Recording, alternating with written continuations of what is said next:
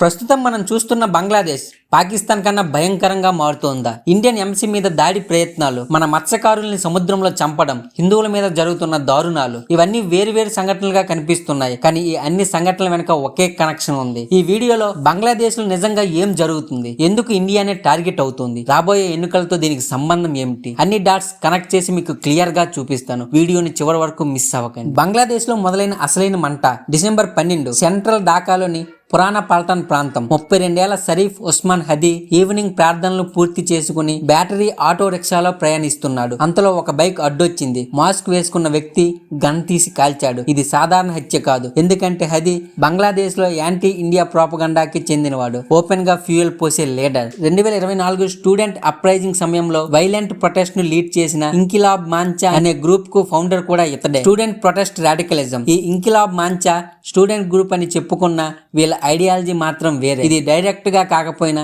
Indirect గా జమాత్ ఈ ఇస్లామీతో link అయి ఉంది. 1971లో పాకిస్తాన్ కు సపోర్ట్, మైనారిటీలపై దాడులు, హింసాత్మక ప్రొటెస్టులు, ఈ కారణాల వల్లే 2013లో బంగ్లాదేశ్ సుప్రీంకోర్టు ఈ పార్టీని బ్యాన్ చేసింది. కానీ పరిస్థితి మారింది. షేక్ హసీనా వెళ్లిపోయాక మొహమ్మద్ యూనస్ పవర్ లోకి వచ్చాక ఈ బ్యాన్ ఎత్తివేయడం జరిగింది. అదే టైంలో ఇంక్లాబ్ మాంచా పార్టీగా మారే ప్రయత్నం చేసింది, కానీ ఎన్నికల్లో పోటీ చేయనివ్వలేదు. హత్య తర్వాతే మొదలైన అసలు గేమ్. హదీకి చికిత్స కోసం సింగపూర్ వెళ్లారు. 6 రోజుల తర్వాత డిసెంబర్ 18న అతడు చనిపోయాడు.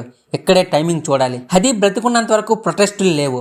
అతడు బయటకు వెళ్లిన తర్వాతే ఇండియన్ ఎంబసీ మీద దాడి ప్రయత్నం. ఈ హత్య వెనక ఇండియా ఉంది అనే నెరేటివ్ బలంగా ప్రచారం చేయడం మొదలైంది. అదే రోజు బే ఆఫ్ బెంగాల్లో మన ఇండియన్ ఫిషర్ బోట్ మీద బంగ్లాదేశ్ పెట్రోలింగ్ షిప్ దాడి. ఒక ఫిషర్మెన్ చనిపోయారు, మరికొంతమంది కనిపించకుండా పోయారు. ఇది యాదృచ్ఛిక సంఘటనలేనా లేదా ఒక ప్లాన్ లో భాగమా? అసలు కారణం 2026 ఎన్నికలు. ఫిబ్రవరి 2026లో బంగ్లాదేశ్ ఎన్నికలు. 3 ప్రధాన శక్తులు బిఎన్పి, జమాత్ ఈ Islami, national citizen party Awami league ను పోటీకి అనుమతించలేదు. బిఎన్పి గెలిచే ఛాన్స్ ఎక్కువ. బిఎన్పి ఇండియాతో సంబంధాలు మెరుగుపరుస్తుంది. ఇదే యూనస్ కి ఇతన్ని పవర్ లో పెట్టిన శక్తులకు పెద్ద సమస్య. ఎందుకంటే బిఎన్పి గెలిస్తే రాడికలిజం తగ్గుతుంది, యాంటీ ఇండియా నెరేటివ్ పనిచేయదు. అందుకే ఎలక్షన్ వాయిదా వేయాలి. అందుకోసం పబ్లిక్ ను అన్రెస్ట్ కావాలి. మైనారిటీలపై దాడులు స్పష్టమైన సంకేతం. మైమన్ సింగ్ జిల్లాలో దీపు చంద్రదాస్ అనే హిందువును మాబ్ లించింగ్, చచ్చే వరకు కొట్టారు, శవాన్ని చెట్టుకు వేలాడదీశారు, కాల్చేశారు. 24 గంటలు గడిచిన కేసు కూడా నమోదు కాలేదు.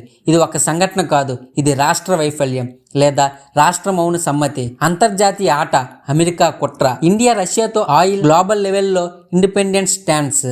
ఇది అమెరికాకు ఇష్టం లేదు. పాకిస్తాన్ ద్వారా ఇండియాను కంట్రోల్ చేయలేకపోయారు.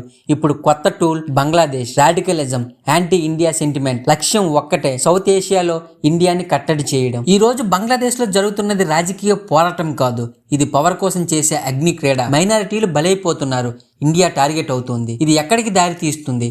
ఎలక్షన్స్ జరుగుతాయా లేదా బంగ్లాదేశ్ మరో మినీ పాకిస్తాన్ అవుతుందా? చూద్దాం. ఇలాంటి జియో పొలిటికల్ వీడియోలు మీకు నచ్చితే ఛానల్ ని సబ్స్క్రైబ్ చేయండి. ఈ వీడియోని లైక్ చేసి షేర్ చేయండి, ఎందుకంటే ఈ నిజాలు ఎక్కువ మందికి చేరాలి. జై హింద్.